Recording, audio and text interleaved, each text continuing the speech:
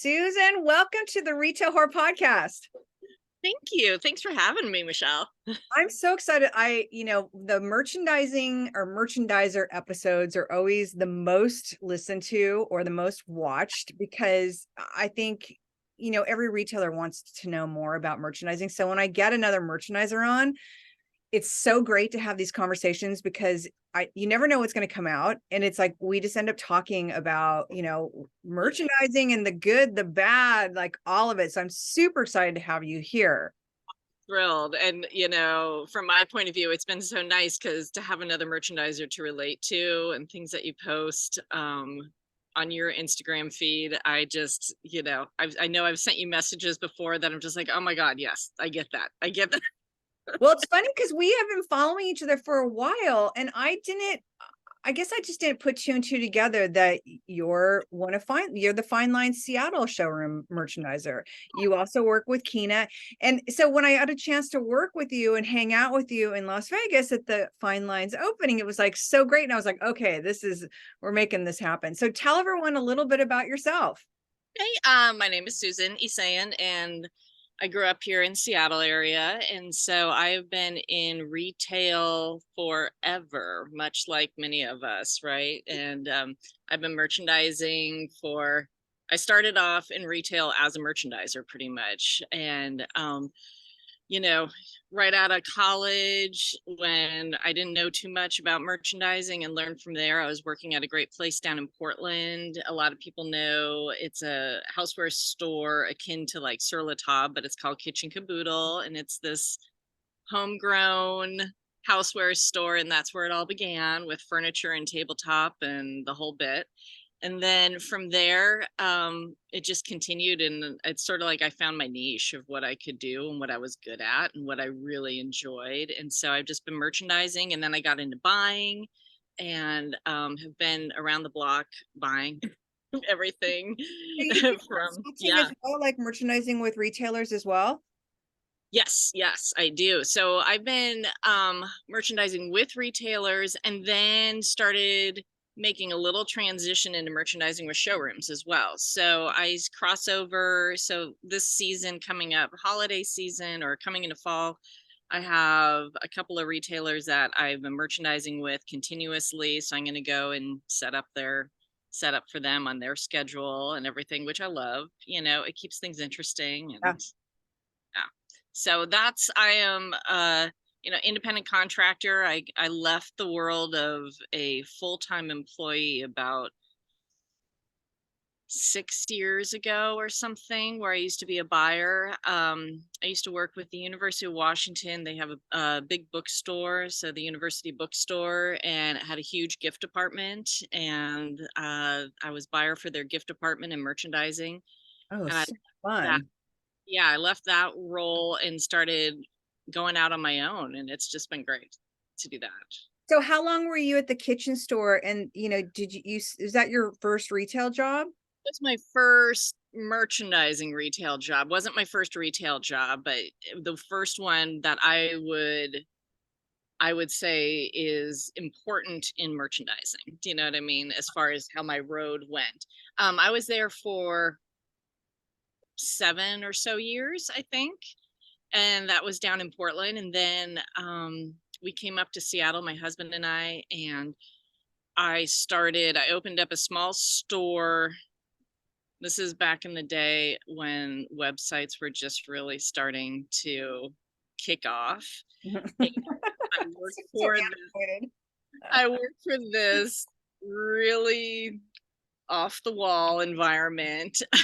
so so backstory is that my mom used to be a sales rep.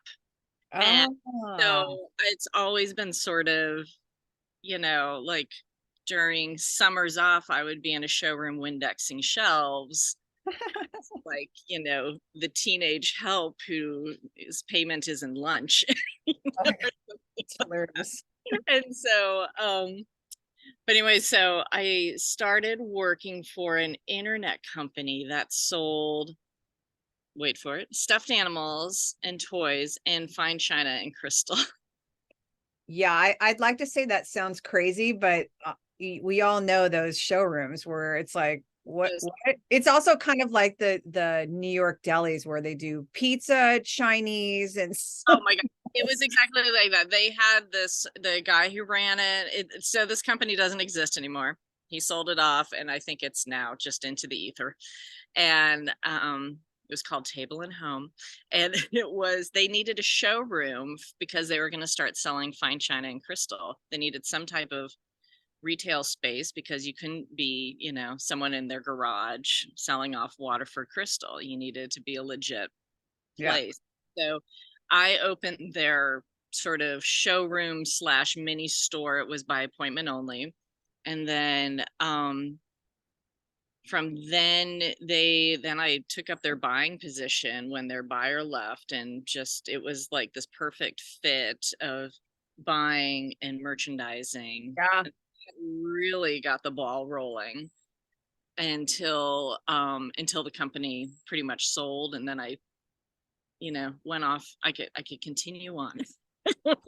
there What was a, a you time catalog company that was full of craziness. It was Well, I crazy. love it because you sound like many of us who are merchandisers. We've done it, and there's so many different iterations that we've worked and done. That my bulk of my time was in retail, and then I split off and started doing wholesale showrooms like 15 years ago.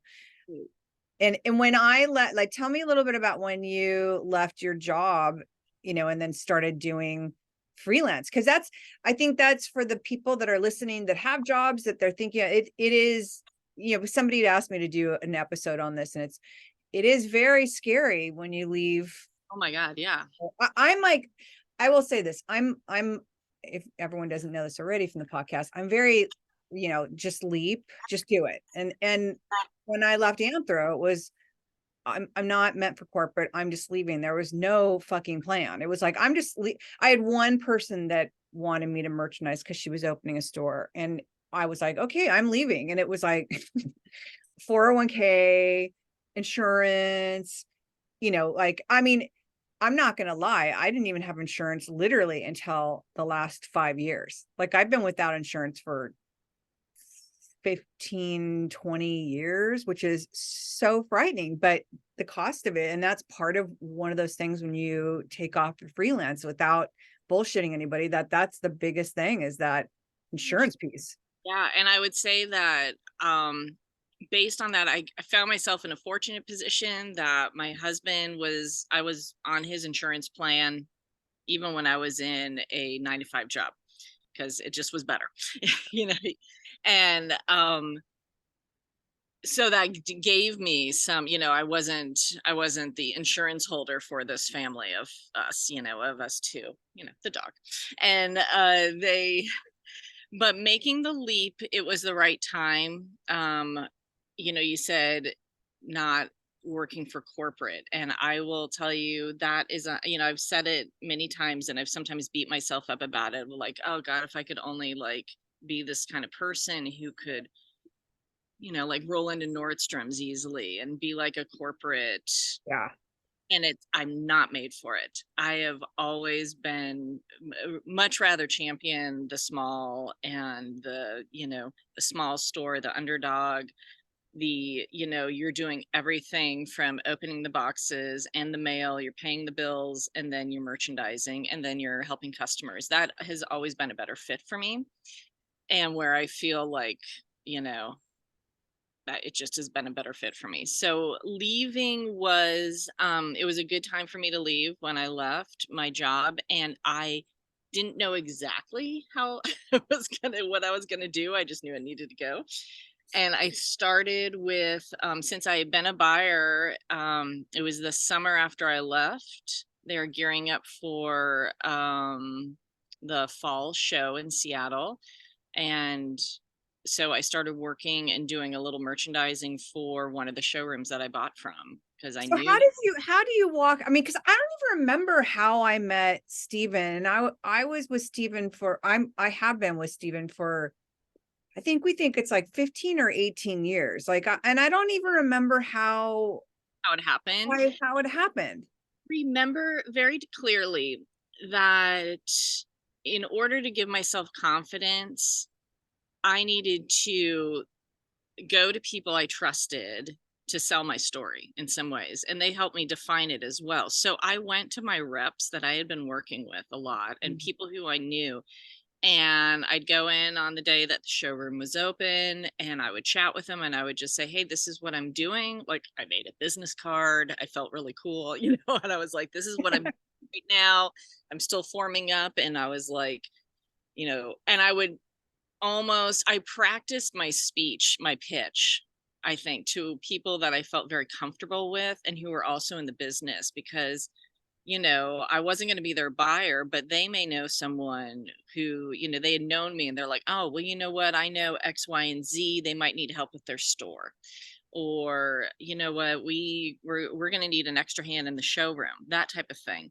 And that's how it began. And it was one of those things where I connected with what was the Kina showroom. It was called the Baron Collection, Mhm. and they had been in the Seattle building for decades, since the original build.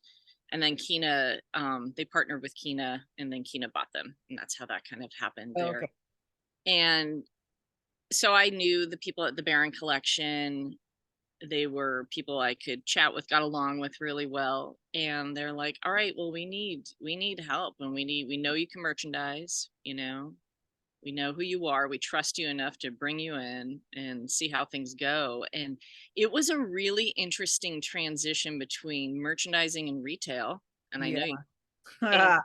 I I was like, oh, I get it. And mean, there's only one of these. Like, yeah, there's one, and I have to have the sticker facing forward. oh my God. Oh my God. Like, you're killing me. And I can't mix stuff from over there with this stuff. How long, like when you first started doing that, did you start trying to cross merchandise? Because for those of you who are listening who don't work in showrooms, like it is you merchandise the line like that is the line you merchandise, and it is not been done.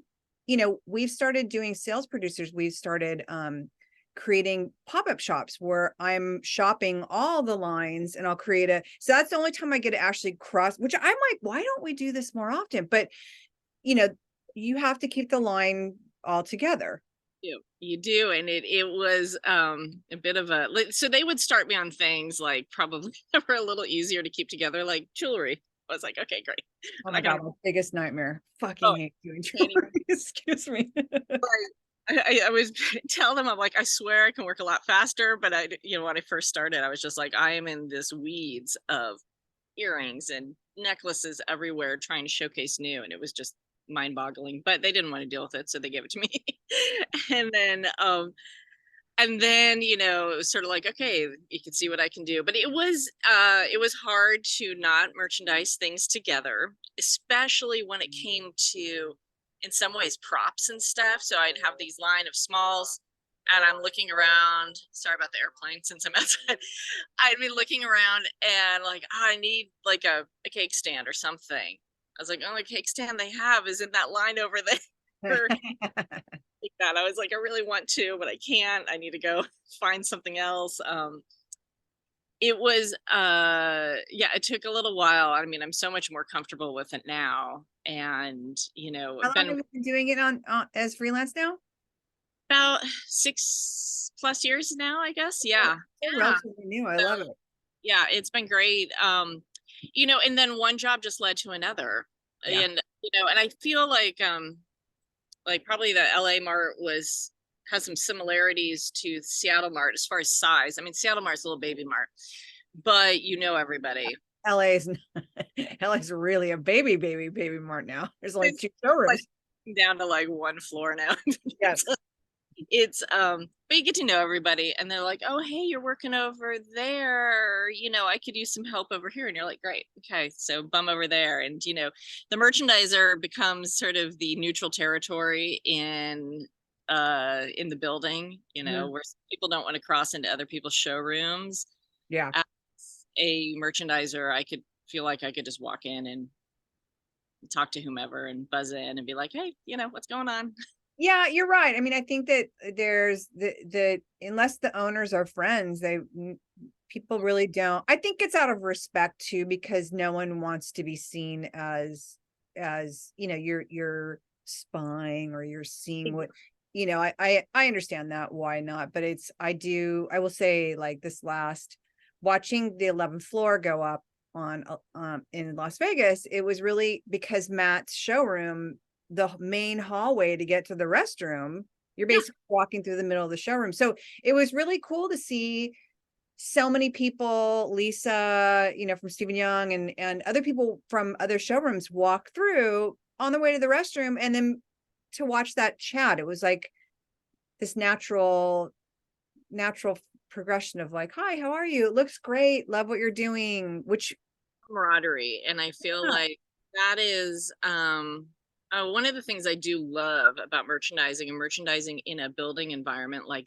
that, prepping up to show season, is seeing people, waving to them, giving them the thumbs up that you like what they're doing, yeah. little that. I think that's a great, I mean, it's so important That because is that is literally how I fell into such a depression the first setting up 11, because I didn't have any of that camaraderie. It was just one showroom on a floor that no one was opening yet, and I it was horrible. And this last one, I came back so revived and energized, and it was such a great setup because I had like you guys, and even down on the 10th floor, like I knew the girls from Roadrunners, and it was just like, I had one really bad day. You weren't there, but like one of my displays, like I was doing socks on, we don't use slat wall, and putting socks up, and it was like, I was going to use the pulled wire, like you use I guess like draperies for IKEA. I loaded it up, and like literally the whole thing snapped. And I was like, Dave was leaving the next day, and it was like, oh my God, I can't leave it up, because he's like, I'll just repair it. I'm like, no, because inevitably the reps are going to lean on it, or they're going to put too much, and then I'm going to get a call. Mhm. So it was, I had the girl, I think it was, I forget who was there from Roadrunners that saw me in the hall crying. She was like, are you okay? But just to have somebody go, it's okay, because we're all so tired at that point, and like anything will set the tears. Yeah, absolutely. And to have that little, in Seattle, there's about two other merchandisers that are regularly there. One of the gals also works in fine line. She comes in during certain, times of the year to when we're really ramping up. And then we'll compare notes. We're like, oh, you're going to that showroom. Okay. On those days, I'll be over there in those days. And even we'll just pass by, and it's sort of like, hey, can you just look at this for a second? Or even it's just like, could you just lift this table for me and help me move it 5 inches, Yes. please? I love that. I know. So it's a really, yeah, I love merchandising has been it's a great outlet creatively for me. And I also love kind of, moving around, because different product and a, different look of a showroom, you get inspired differently. Kina has a much different look um, than Fine Lines does. Obviously they carry different merchandise. And they merchandise just differently in general. So you Mhm. can kind of really switch gears. Yeah. And that's always been interesting, and I'm sure that it's just like, and then when I go to stores, there's certain styles that people have that you're kind of Yeah. trying, you're like, okay, I'm infusing myself, but I'm sort of matching with the way you like to showcase your merchandise. I need to respect that. That's the when I have my fine lines meltdown, it was because I was writing the line of, it's really important to me integrity wise that I don't, Stephen Young has a very distinct look. Fine Lines has a distinct look, and sales producers, I'm lucky enough to get to start I'm creating their now look. But it's really important that I don't replicate what I'm doing, and standing in a space, and that's in your head. Like it was almost like insecurity of like, I don't know if I can do this. Like and really, because I was thinking way too too out of my head, instead of like, Dave had a round, like, rein me in. He's like, they hired you for your strength because you're the style of merchandiser. And he's Mhm. like, and just do what you do. And, and obviously you're going to have some changes of how it's done, but do what you do. Do what you're, and that's, I think for me, that's what took the pressure off. And it was like, okay, that and adding another table so I could take half the patterns out. But it was like, okay, like where you get that boost, but that chat inside your head Oh, really is so, and I think all of us have it at some point or another. oh, absolutely. Because you're just sort of, you're doubting yourself. But then, like, I remember distinctly, I was merchandising Akina, and it was when they just transferred the showroom over from Baron Collection to Kina. And so I knew the lines very well as Baron Collection, and they had a very particular way of merchandising for sure. Like, it was just unlike anything else in the building. And now Kina's way of merchandising just was like very stripped away. A lot of things like cleaning it down and everything. But there was this one line, and it was Tranquillo, which they have lots Yeah, of, I like that line. yeah, and it's sort of like the hand stamp stuff, and Yeah. it's beautiful stuff, some linens and this and that, rugs. I mean, the whole, Actually bought it for one of my clients. yeah, it's great stuff. It's really, see, there you go. And I was having this moment of, for me, looking at the space, because the space wasn't changing, like it wasn't moving location. So I was working in the same space, but I was just like, this has been this way for so long. And I'm like, this is a new showroom, this is a new look. And I like had to say out loud, I was like, go with your gut. You know what you're doing. Like, Yeah. you know what you're doing. Yeah. Do what you know you want to do, which was, I put in this other fixture, I put it on an angle. And it was just like, oh my God, that was exactly what needed to happen. It's such a reward when it pays off, Yeah. you Yeah. know, but It you got to do it. You got to try it at least, or else it'll be nagging at you. How did you start working with Matt and Fine Lines? Right. So I was working, I was buying. So part of freelancing, I contracted as a buyer with Virginia Mason Hospital in Seattle here, and that just ended this past year. They closed all their gift shops down, so that was a real bummer. Like, Uh, why, if you don't mind me asking, why, because of budget, payroll or budgets? the general budget cuts. They laid off about, I think it was like 2,000 people. It was sort of like one of those, they cut a lot of corners. Anything that was considered quote unquote non-patient facing roles, even though, so we weren't doing surgery, we were the gift shop, but they were just really streamlining. And so they took away all the gift shops, which there are about 5 of them, and kind of scattered around the region. 2 of them, which were pretty large, mine and one of these others that was about an hour away. So, but at the time I was buying for them. And so I was in Fine Lines in an appointment buying Jellycat, as you do. Talking to my rep, and we were chatting, and she was like, oh my God, I know you also do merchandising, because the buying position was actually only part-time, just like X amount of hours a month, which is totally doable. So I was always merchandising in between. And Matt was there, and we met, and he was like, yeah, yeah, yeah, give me a call, XYZ. We arranged a time to have a phone call. um, I called him. He was in Atlanta. I think he was like, who are you? It's like, I was Really? like, you wanted me to call you?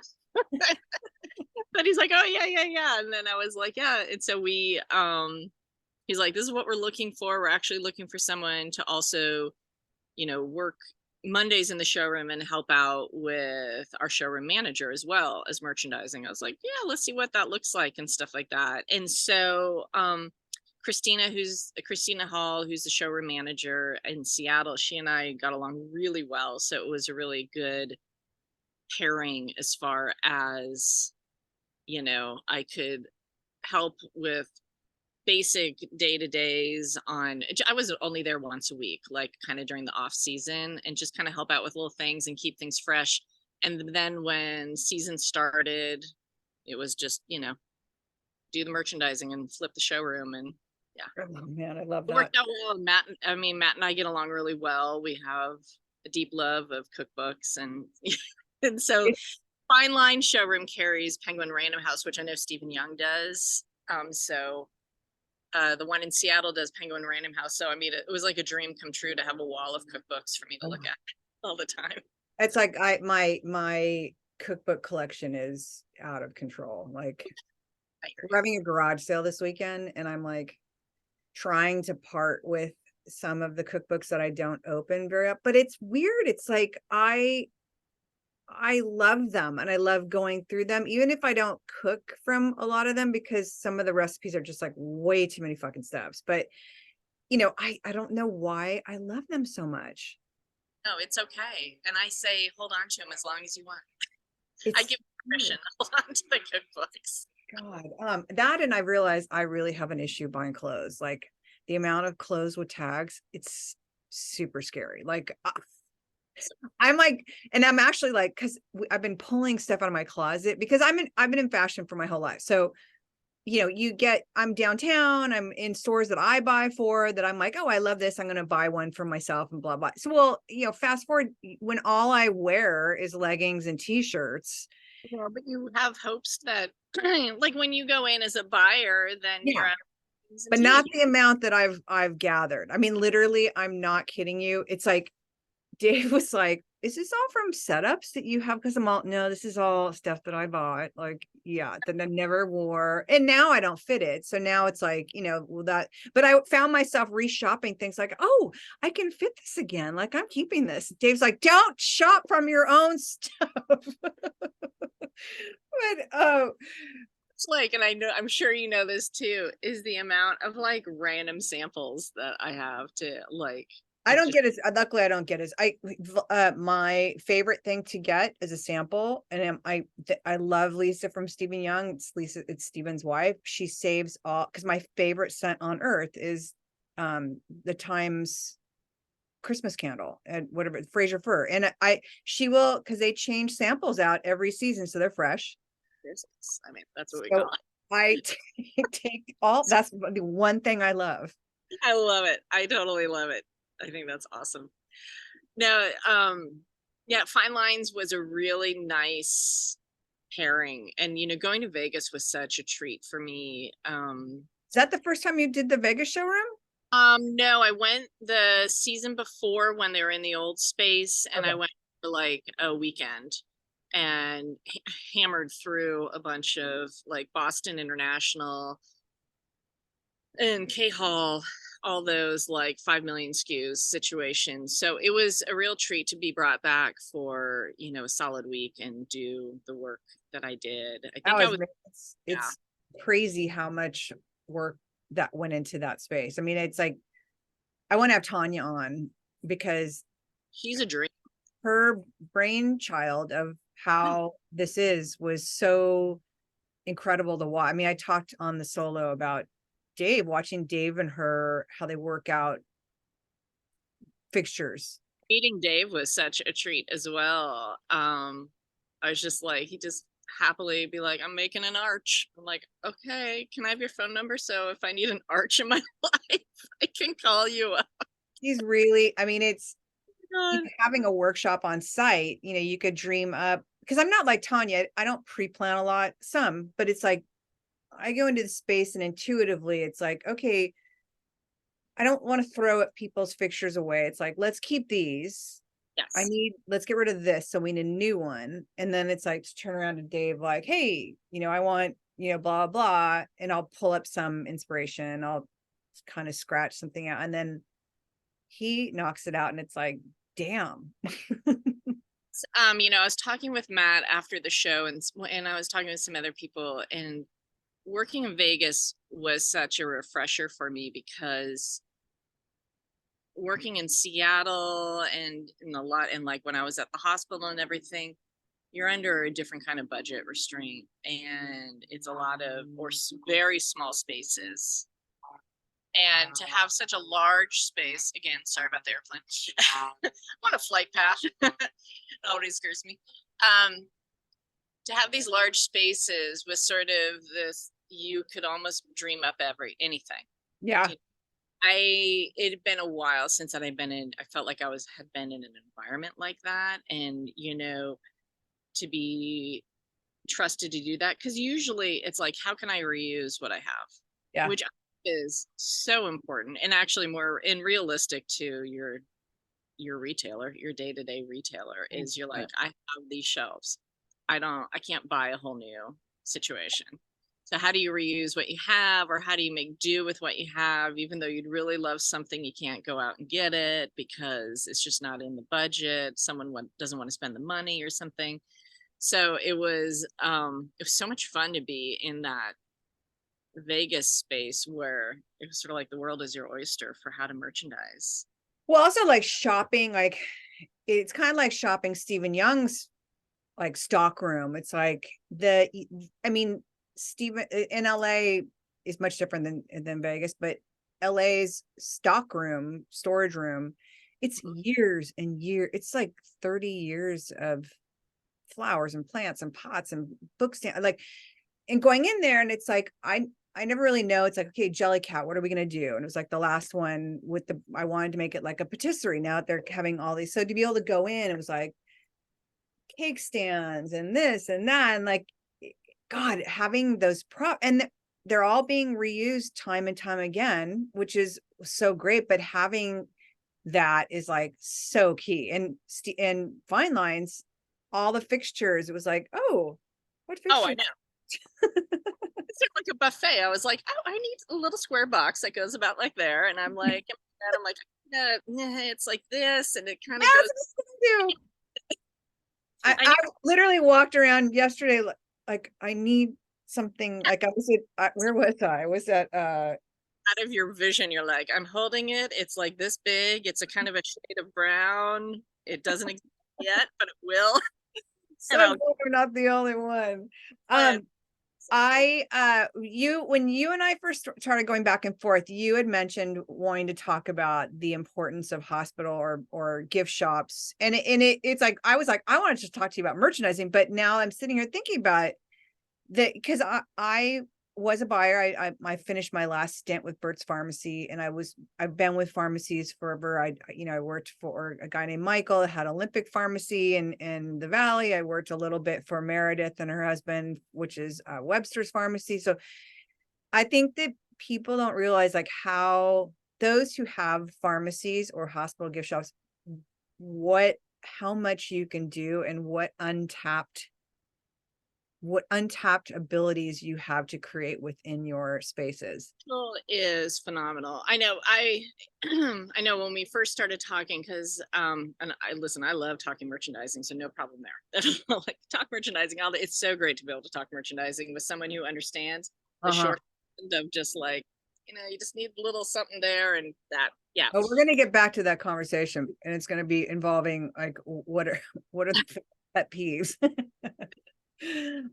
Um, yeah, the hospital shop is so I was 5 years with the hospital shop as their buyer and merchandiser, and it ended very suddenly, and the amount of the how many people were upset that it was closing, it didn't surprise me, but it still surprised me.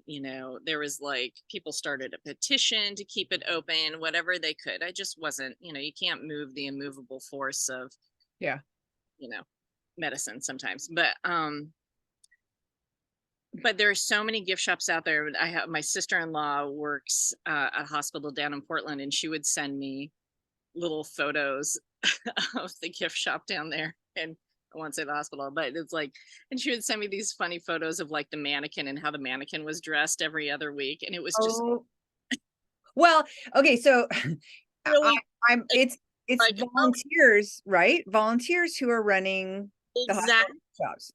So often that is the case. Now, it was a situation where we had volunteers that were working. We also had myself as a contract employee and one actual full-time employee that was there every day, that Monday through Friday. And so yeah, it's volunteers, and you need volunteers. But I gotta tell you, there were some funny things. She would just send me these photos. I was like, oh yeah, and, like that's fun. But beyond that, when I took over the gift shop, from what it was a gift shop that had been there, and it was pretty dated, and it had shown its age heavily.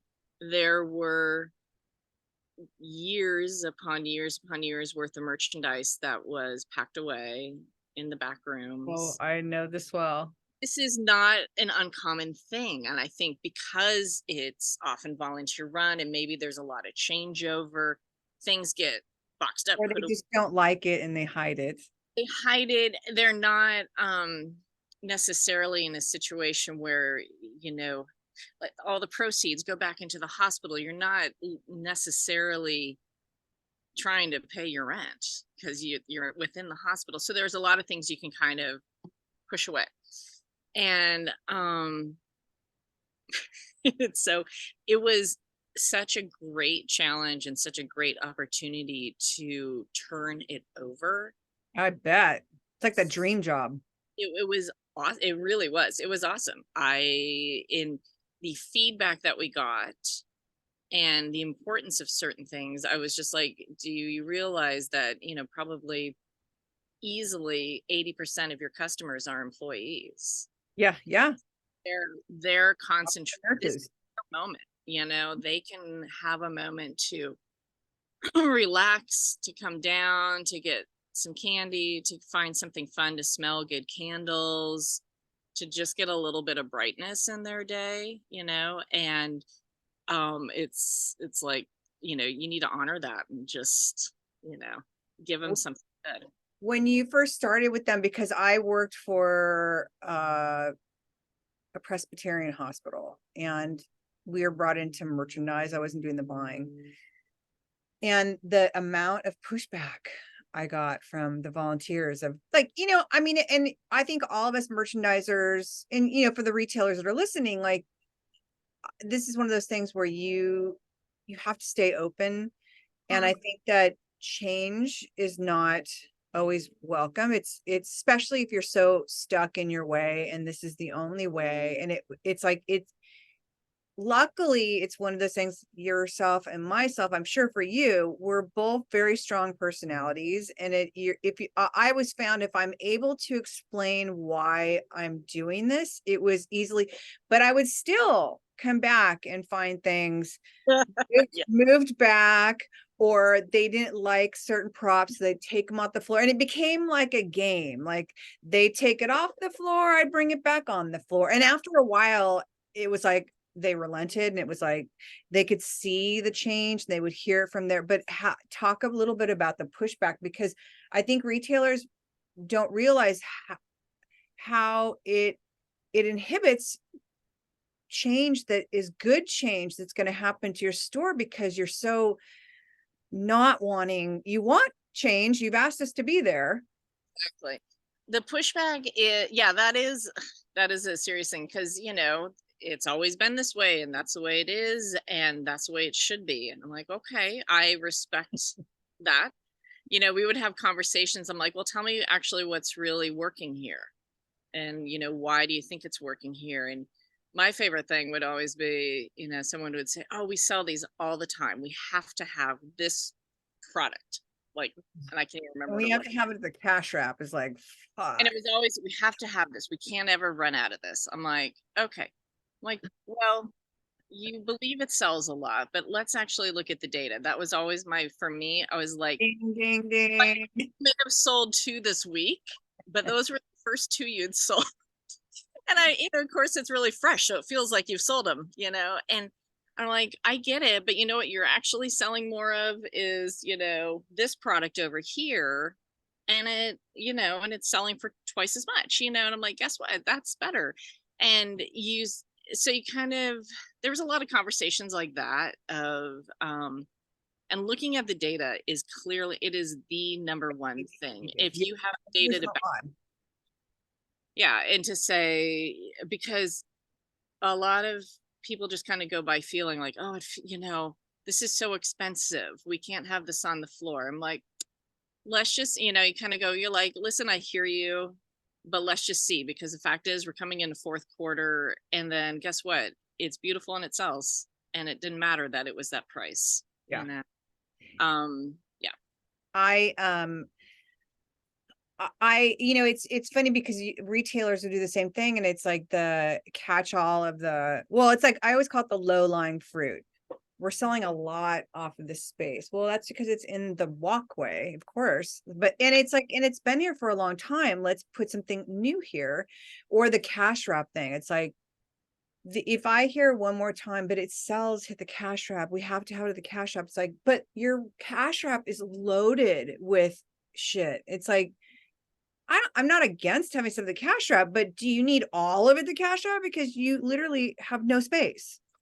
That is totally it. And it's like, if it has, you feel like, well, we can't move it because it's always been here. And this is where, like, they will come in and ask. I promise you, if they are like so gung-ho on the spoon rests, that would always kill me. For some reason, we had a lot of spoon rests to begin with. But anyways, and then I was like, if I continually get asked for spoon rests, then I'll take a look at bringing them in again. But it's okay, and they don't always have to be in the same spot. I'm like, in fact, it would be great if they had to wander around and look for it, because they might find something else. But it's talking about cash wrap thing. That was a big decision when I first started at the hospital, that we're gonna, like, the convenience items, which were just necessary to have in the store, M&Ms, gum, mint, the things that are not pretty in any way, shape, or form, little things of Advil, I yes, drop. pharmacy, but you need to have like a certain amount of this stuff. They would be displayed, and I was like, there is this, and I always remember there was like this miniature medicine cabinet that was being used on a table, and I was like, I don't feel anyone needs inspiration for Advil. You either need it or you don't. No one needs to be like, oh, Advil, here it is. I was gonna buy something else, but now I'm gonna buy Advil. It's like, these are the things people, it's important to have them. We do not need to celebrate and showcase their existence. So let's find a small, we found a tight little area. It was near the register, but not like in front of your face. It was on slat wall, because, sometimes slat wall, you need to use it because it's the Yeah, most it's a love hate. official thing. Exactly. But it wasn't like it was just like neat, tidy, orderly. And that's one of those things for like convenience items. I truly believe, I'm like, don't try to turn this into, I don't know. I'm I just, embarrassed to say I have done that though. I've put all the I take everything out of those crappy the boxes. 7-Eleven boxes, and I would put them in Anchor Hawking jars. Yes. And just make it nice and neat. The packaging is all over the place. It's 5 million colors. And that's exactly what I did, like brought in some of those kind of old school candy jars, right? Line them up really pleasant on a shelf, glass jars filled with candy, and people are just like, they know how to do it. Yeah. They got it. They're gonna buy it. And then, what was then moving that away from the cash wrap, let's say, and instead what's next to the cash register are my 4.95, my 5.95, my $9 chocolate bars, which, believe it or not, have no problem selling. Yeah. Because once you get started on it, they love it. Or we work a lot, or I worked a lot with Seattle Chocolates, and they're a great company up here in Seattle, obviously women owned. They are some of the only one of the only companies I've really come across consistently is kosher as well. So it's Oh, really cool. good to know. So you can definitely get a good selection of chocolates, and they did just little wrapped truffles. They're fantastic, really easy bags of them. Would sell them for almost $25, no problem whatsoever. They would fly out the door, because people who work in the hospitals take them, they empty them out, put them in a bowl on their desk, and that's it. Yeah. Yeah. And it's yeah. I Don't love, that it's did, so strawberries and I honey. always, not always, I've had challenges with, because people worry, I think, about bringing candy in or foods of like the expiration dates, as well as, like, as someone said, the vermin.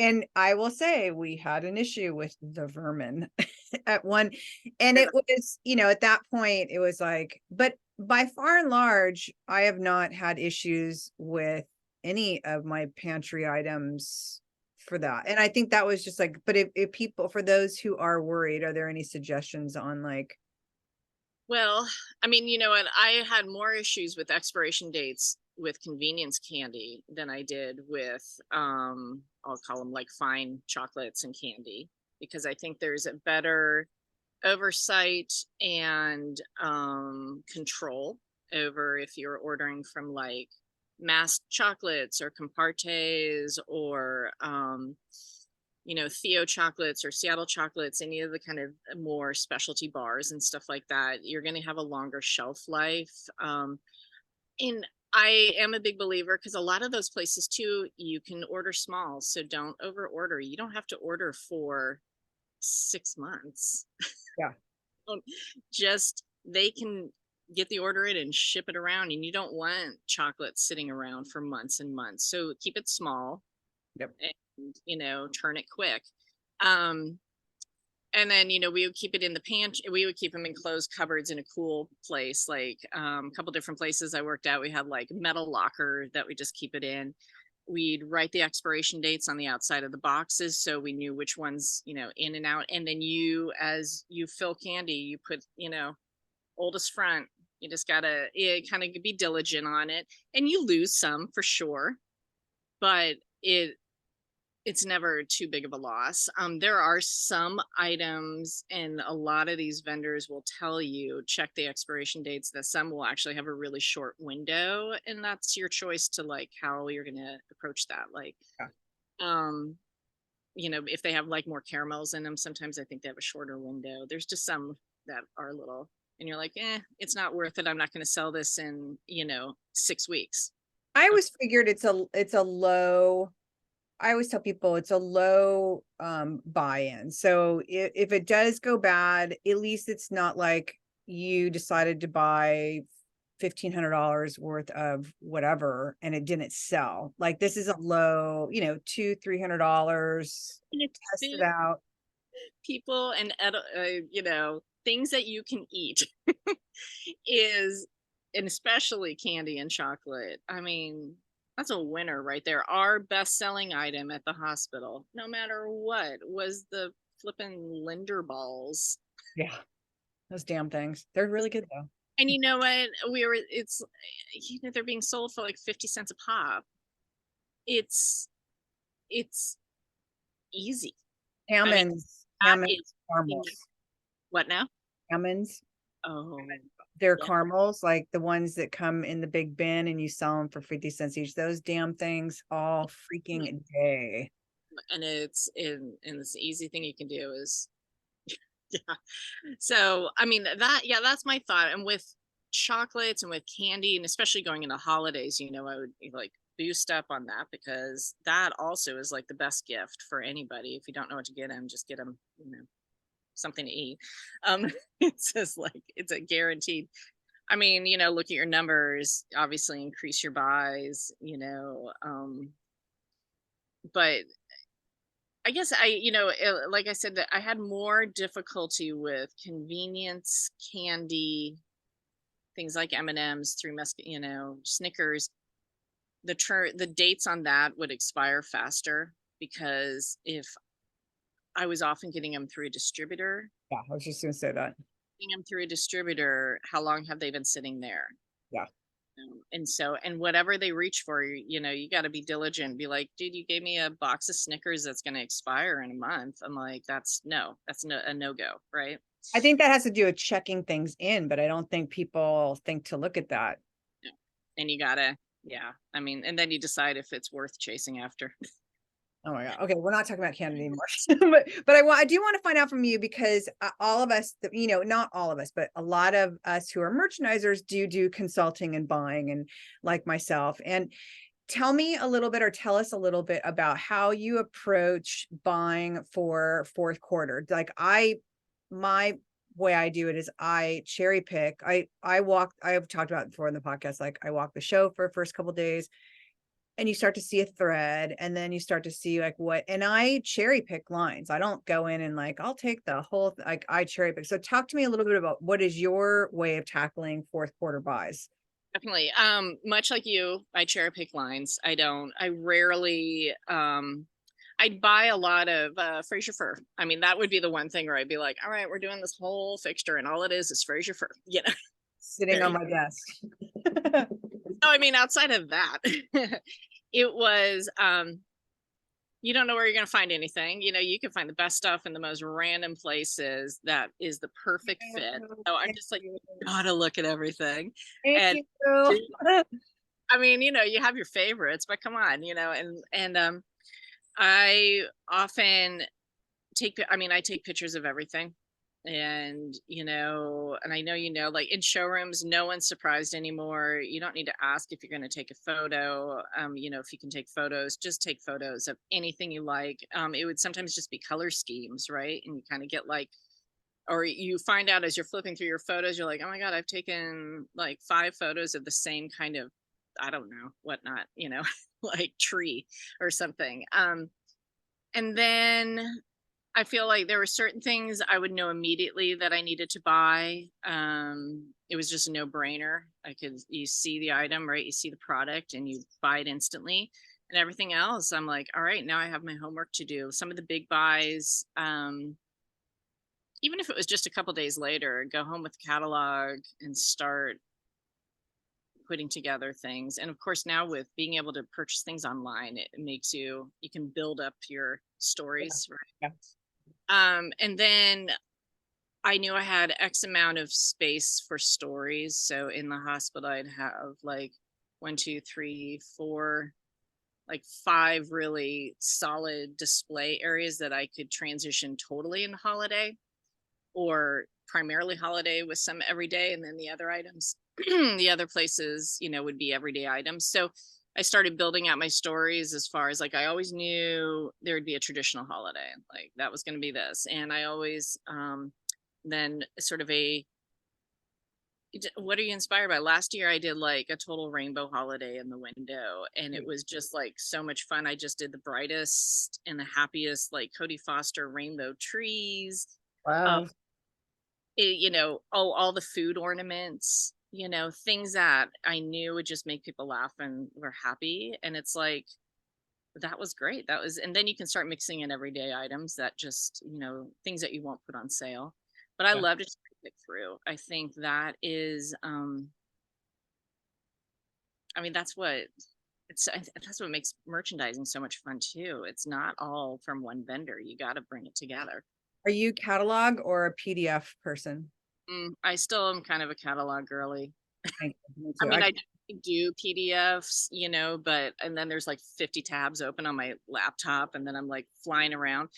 But I do, especially for holiday, I like to kind of PDF. And I've gone to the point, like one year I fully cut things out of catalogs and did like a Been there. collage. Yeah, And that's then, what I still, well, now what's so great is that when you take a picture yeah. on the new iPhones, you can hit the picture and it takes the whole background away, and you can build these amazing storyboards. Yeah, and I think that's so important, because I realized by doing that I had either bought or was about to buy 3 of the same item, because I liked it so much. At least you're consistent. And it was like from here, one from Creative Co-op, and I'm like, oh, there. I bought another version from Accent Decor. I was like, really, Susan? Like clearly you like this, but you couldn't remember. Yeah, I've done that, and it was like, oh, I did that actually with Evil Eye things for Rock Paradise, and I'm like, why do these have 2 different? I know, you're like, wait, And they're like, you bought them. I'm like, oh my God. had a glass of wine that day. That was after 5 p.m. when I made that buy, because I don't remember. So what were some of your favorite concepts for this holiday? Ooh, I really, and it's funny, I was looking through my phone, and one of the things that I really loved, and pardon me while I kind of scroll back, but let's go back to my friend. Let's go back to January. And one of the pictures that I have pulled up, I wonder if I can even, can I show a picture on there? There you go. It is, so it's like Oh my the, God, that's Creative Co-op. it is. That's And one of the one of the pictures that I see, and it was the pink, which I, but not as pink as it was before, with like gold, amber, and this cranberry red. The beautiful greens and golds, and I kept running into going, that I want to do something with that, and Creative Co-op, again, also Creative Co-op, they have these gorgeous, you just see this, those are like those pillow, paper pillow, oh my God, instead of a gift bag, it's like yeah. those little things in that gorgeous like reds and golds. But again, exactly. Oh, and I love this. Sorry, I had to like show you this. This was Bloomingville, and I was like, I really wanted to figure out, these were those Aren't paper. those so cool? I mean, they're wired too. So Exactly, you can bend them in all these ways, and I was like, how that needs to happen. That would be the most gorgeous. for those of you who are not watching, I'm showing Susan just a different angle of the same display that we both shot at Creative Co-op. Oh my God. They had all those. Yes. And did you see, because I'm so glad that I'm not the only one that's like loving this, because did you see Zodax did a version of it of where you could like talk about like cherry picking. Zodax did great paper, then the big giant ones from Kiss That Frog and Be Home, and then Creative Co-ops. I mean, all of them like merchandise so well together. That, I think, I just really dug into these. This is a loom, and I mean, these were not specific for holiday. I know they're out now, but they're the glass top candles, but they're in that gorgeous kind of tealy emerald color Yeah. pink, and again that kind of cranberry red. So a lot of, I guess, jewel tones, I would say. One of the things you're talking about with ordering for Christmas, a lot of times it would be the large things. I think of the display pieces first half the time. If I see something like those huge, and I took some pictures from Be Home, as those paper Oh, they trees. were amazing. And I'm just sitting there, I'm like, that, I want to build around that. Yeah. That's your inspiration. And then your purchasing goes thereafter. Yeah, and immediately you can just be like, that's my starting point. And or like those fern things, I want to just be like, I can see an entire window of these kind of ferns that have the wire in them from Bloomingville, and I'm like, I want to build something around that. Like, and that would, like, we did a lot with I did a lot with sort of like home plants, plants at home, looking at your plant behind you. That, and I found a lot of ornaments that had a door that were like little hanging plants that you could put on your Oh, tree. So super cute. They were the like accent decor, because they have all the flipping gorgeous real flowers in their showroom. And but that did really well for us, like candles that said Plant Mom and things like that. And I was sort of like, that has another, that has like another year in it. have you seen the store Pigment? No, what is Oh it? my God. Okay, for those of you who are listening, if you don't know this store, go online or on their Instagram right now. She does a brilliant job at coloring out. They're a plant store and they Okay. sell some gifts, but their whole section's like it's a whole terracotta pot section with the plants and then t-shirts that are terracotta and then gifts that are, I mean, so well done. Like I literally I have stalked them to try and get them on the podcast, and she doesn't respond now. But I mean, it's takes a lot to gobsmack me, and like their merchandising with the plants and like at holiday, because it's always they know what their brand is. Their brand is plants, and then everything else they sprinkle in around it. But the coloring out and the concepting, holy mother of God, it's so good. Awesome. That, I mean, now I'm gonna look them up because that sounds amazing. So I've kept you on we're now going an hour plus, but I want to ask you the final few questions, which, Absolutely. well, more than final. What is, as a merchandiser, what is one of your peeves? Mm. One of my peeves, and actually you and I had a little moment via text earlier this year, is essentially I'm saying not trusting that I can do my job. It's my job to come in and listen to you, see where you're coming from, what your vision is, how you bought things, what your space looks like. If you have particular requests, you're paying me, I will honor those requests, assuming they make sense, right? And to trust that I'm like, okay, now hand me the reins and let me do my job, please. And it's hard, and I really try to be you know as understanding that they're in a stressful, whoever is there, and this, they're in a stressful position, so, and they wish they could be there. That's when I say you should send a planogram at that point. If I'm going back to this display 5 different times to move things,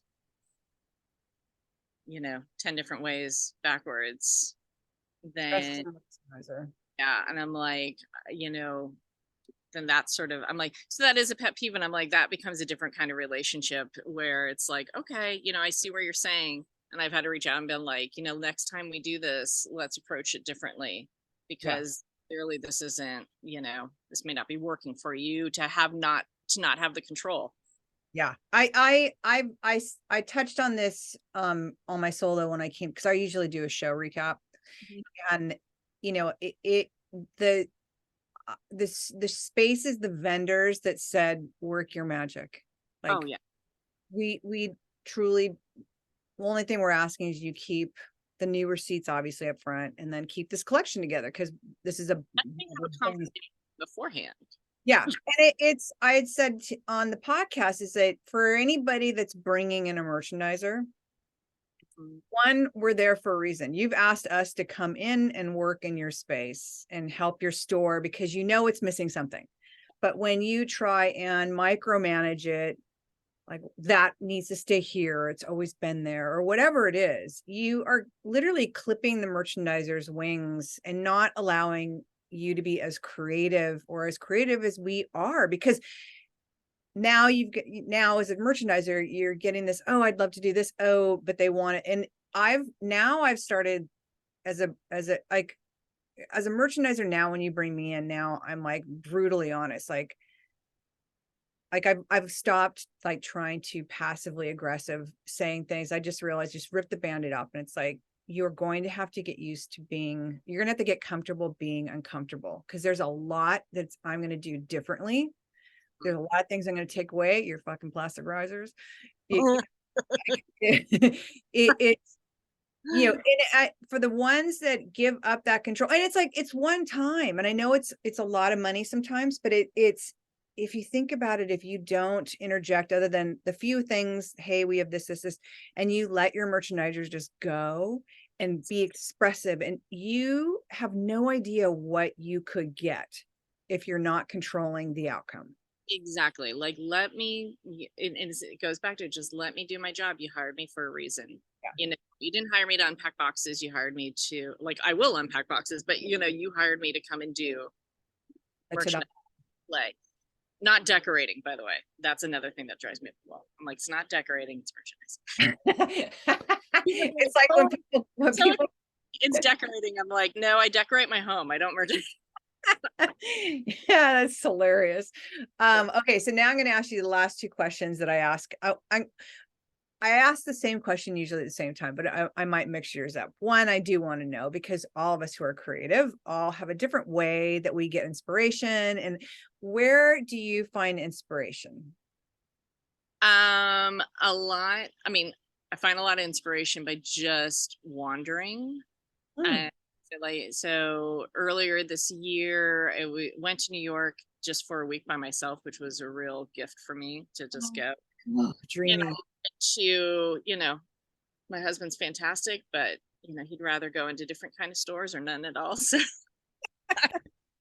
went to every store and beautiful place that I've always want to go to, and I take photos and I get inspired by like big installations inspire me, of thinking like, and then I'm like, oh my God, I want to do something like that in a store that brings people in and then you can sell this, so those, it's paint colors, it's floors, that it's wandering. Wandering. Just, that's where I get the most of my inspiration. And I just take pictures everywhere of what things I I want love. to go wander with you because I have very few people that really, same thing, want to really wander in and out of stores to look at space, the displays, the window. Like there's seeing it through a merchandiser's eye, there's nothing better. And it's like, I don't have anyone to do that with. Like we gotta do like a something because I just that's what I find so inspiring, especially the big installations in New York of all. I mean, like God, it was like such a, yeah. And of course, I only touched the tip of what I could see, but I went back to place. Oh my God. And we're overing, but there's in New York, there's a store, Fish's Eddy. oh my God, I love. Oh my God. And that the display there is so intense and awesome. And I happen to be there, and she does this. If anybody's listening and they're going to be in New York, the woman who owns the store, does a quote unquote museum tour, like almost daily or certain times of the week. And I happened to walk in, and it was like 4 o'clock. Oh, we're going to have this museum tour start. I'm like, hell yeah. So I went up, and dishes are my jam, like dishes, long tableware. To go up there to her office and to the archive of all these pieces. And she still has, and I have so many photos, she still has the books from like the early 20s and beyond of handwritten, when a client would come to a ceramist and be like, oh, we need lunch plates for our luncheonette, and here's the graphic, the graphic that would go on the plates and the handwritten notes of what color dyes they're going to use. I mean, I was over the moon. I was just like, Wow. just fills me up and gets me so excited to do something. What is one of your favorite stores in New York? Oh, one that I took a ton of photos in was the Roman and what is it? Roman and Williams Guild. RW? RW, yes. Yeah, that's okay, girl. You and I have the same taste because I I was lost. in New York for like a hot second, and Barbara from Daisy's and her daughter took me around, and that's where we had lunch. And that was the most magical, fucking beautiful experiences. Over the moon, and I didn't know. And then I had never been in Barney's before, because I just hadn't. What? Went to the top floor. There's not. I went to the top floor where they have the home area, and I was so excited how they displayed home goods up there. It was like art installations meet display, Love and that. there it was off the wall, and they'd have little moments of just like little salons. You'd feel like you walk into little mini salons of dinnerware or salons of candles, and I was just like, I was just like, this is the most exciting thing. Like, I want to see retail, the combination of artwork and objects that you purchase that are everyday. Yeah, I was just over the moon. So that was so cool. Um, and then my last question is, I don't want to ask you the same one I've asked everybody else. What, where do you see yourself in 10 years? Dream job or creating your own position, or what is your 10-year dream? I have my own store, actually. Yeah. 100%. And it is table and food and home. It's driven by home goods and table and bringing people to a table and eating. And Um, that is sort of my little love language, so that's a whole nother show. We talk about that. And so that is my dream of like having my own space. and getting to work with like people like you, and creating beautiful spaces for people to be in and get inspired by and then buy some awesome things. And highly ugh, I really want accessibility in there. And I'm not talking just, like physical accessibility, but purchasing accessibility.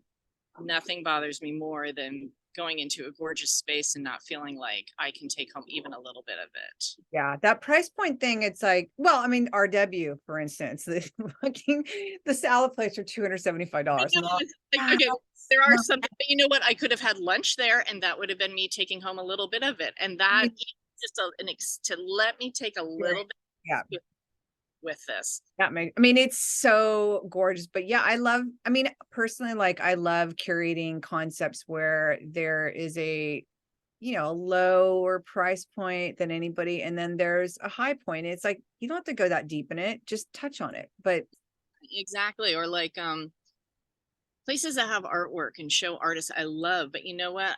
Okay, I'm not going to buy the painting because A, it's too much, or it's just not. But what I would love is a card with yeah, the it, and then I can take a little bit of that home. I feel like there is, yeah. So it's funny you say that because I just interviewed Emma, who is the owner of the 20th, which is a card line where she's an art historian or she taught art and she taught art history. So she has been collecting like antique prints, like 1920s girls, and then she's creating cards with them that have like snarky of the times. Oh yeah, my God, it's so fresh and so new. But she sells some of her originals that are like 150-year-old prints.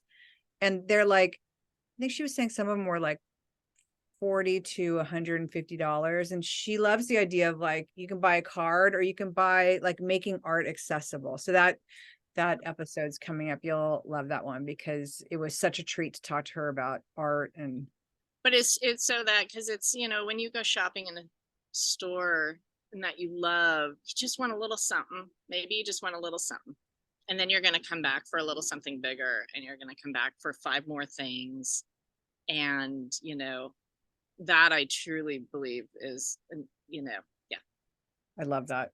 important. Okay, now I'm gonna spend another hour thinking about that, but I know we're over time.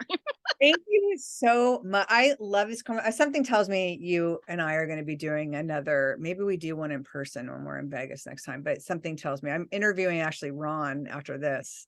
Awesome. I can't wait. But thank you so much for your time. I can't wait for our listeners to take away because you had so many great nuggets in this. So I thank you so much. Oh, and thank you for being open. It's just this has been great to be able to just talk all day long with someone who gets it. Oh my God. That's the merchandiser ones literally are the most listened to because we share this common love Yeah, and a lot of us come with the same standards and the same rules and why, I mean, it's just so thank you. Thank you. Thank you. Thank you. you. This thank yous for making this so much fun. And yeah.